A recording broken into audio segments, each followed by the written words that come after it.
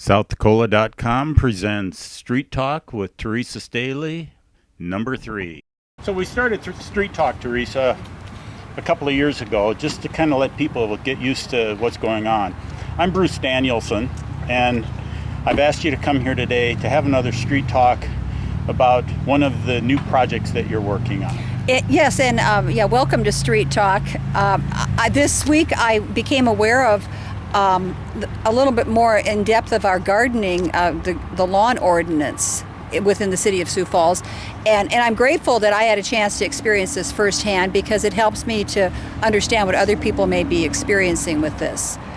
When you got notified in a very interesting way that you had a problem with the height of your grass, and you went ahead and cut your grass, what did the Sioux Falls Code Enforcement Department tell you was the next steps in that process? Well, what I found out is that if your grass is higher than the 8-inch mark, and which, by the way, that's the first thing I think we need to discuss is the height requirement we're using.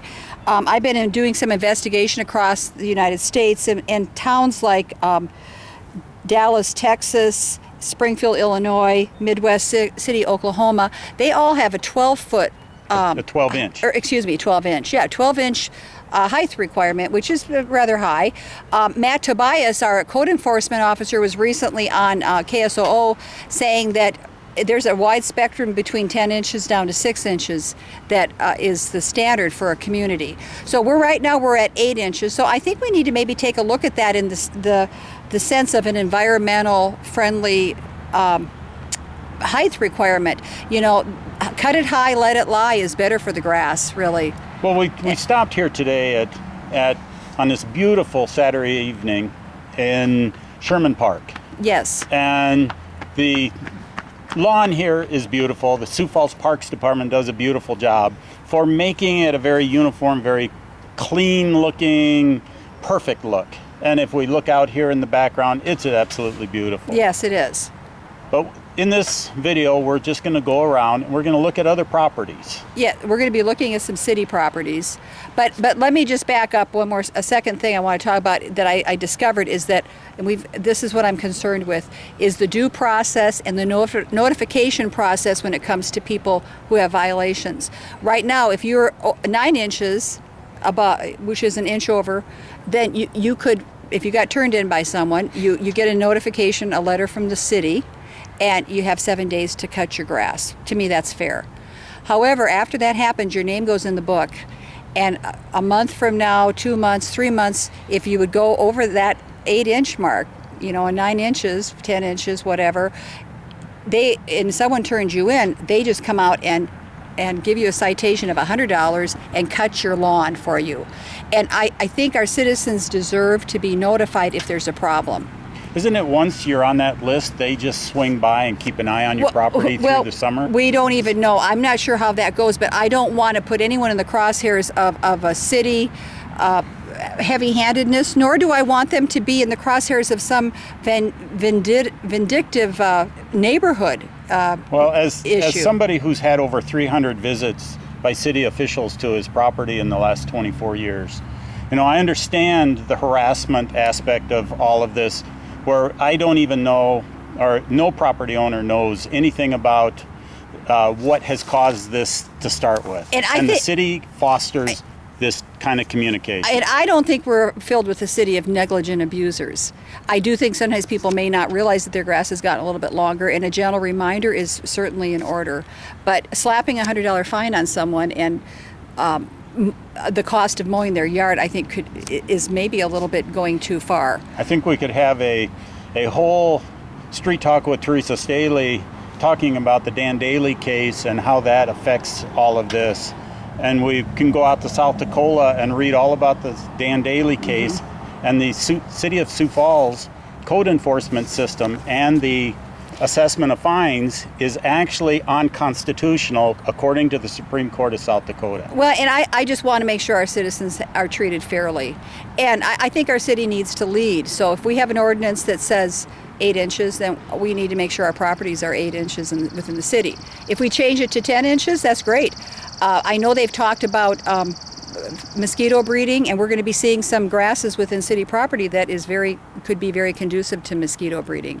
So we also have a new boulevard gardening ordinance. It's going to be interesting how that folds into it, because that allows for 36 inches of natural grasses, flowers, perennials. So how do we balance that off with 8 inches of Kentucky bluegrass or ryegrass, yes. or whatever somebody yes. happens to have in their yard. So I just want to make sure everyone in our community is treated fairly, and I have had reports through this last year of several citizens who have been abused by the system. Teresa, let's go take a look at some more properties here, and we'll drive around town, and we'll start just stopping at places. We're not going to try and pick on anybody in particular, but we are going to see these are on the public right-of-ways yes. and what's happening. Excellent. Teresa, we moved across from the picnic area, which is about 60, maybe 70 feet, and we have grass. And when you measured the grass, how long was the area that the city has cut? The part that's been cut between 2 and 3 inches tall. So that's more like the golf course type of environment. And then right behind it, we have the Kentucky bluegrass that has grown up to about 23 inches. And you can see there's a whole swath of this about 60 feet from the picnic shelter.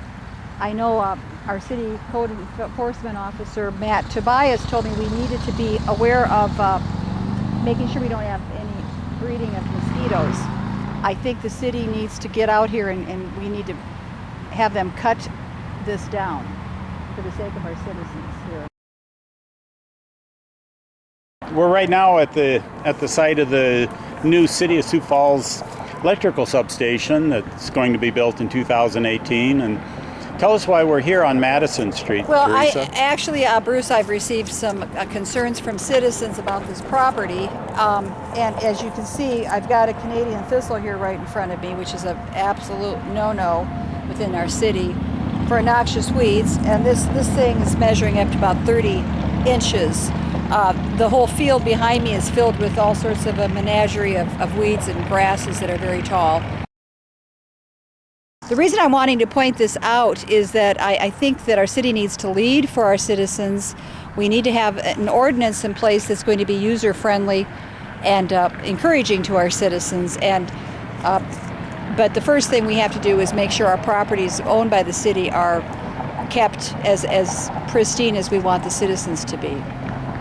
Even if it's going to be an industrial site in a year, they still need to maintain. Well, no, it's within the city limits, so I don't know that anything's off limits. We've got to have the same standard for everyone. Well, now we're at Russell Street at the Henry Carlson building, and we're talking about sustainable landscaping. And here's an example of native prairie grasses being planted. A lot of people would think this is grass that's in violation. It's over 12 inches tall. But this is really what we need to be embracing in our community. So we're not becoming too heavy-handed on this enforcement issue of 8 inches. So when we were talking earlier, we talked about what was going on in like Dallas, Texas, and these other cities around the country. And those are desert climates. They encourage this type of growth. In my experience, I've watched this over the last couple of years, and it will get taller during the season, but you don't cut the tops off. Mm-hmm. This holds the water. This opens up the ground so that water can flow into the ground and refresh the aquifer. But I think this is a discussion that we're going to be needing to have within the council moving forward, because if we're going to be allowing this, which I totally support this, then we cannot be coming down on people who have over 8 inches in their yards. We can't have one standard for a business like this and another standard for a homeowner. So we're going to have to make some decisions and have some dialogue. Also, we've got the boulevard ordinance that's going to have 36 inches of plants. Could have native grasses in that mixture as well. And so at what point, are we going to have to kind of lessen up on that? And I'm hoping, as we move forward here, that I'm able to have a discussion with my fellow council members and take this to the Land Use Committee. And also I'll be doing some research about how these larger cities across the nation are handling height requirements and handling the notifications when you violated the ordinance. And I'd like us being able to finish up here showing how such a drastically different type of grass can actually more beautify the community and allowing people to be creative and still respect nature. Exactly. Well, and let me say one more thing, that I never want to use fees and fines as a way of making revenue for the city. And I want the citizens to know that. I want to do what's best for all the citizens and be looking at everything we're doing that would put an imposition on them. So do we want to have a nice looking community? Of course, but I think there's a bigger scope to this that we need to have a discussion about. Variety is also beauty. Variety is beauty. Thank you, Bruce. Thank you, Theresa. Security, escort this gentleman out, please. Come on, Soda Pop, let's go.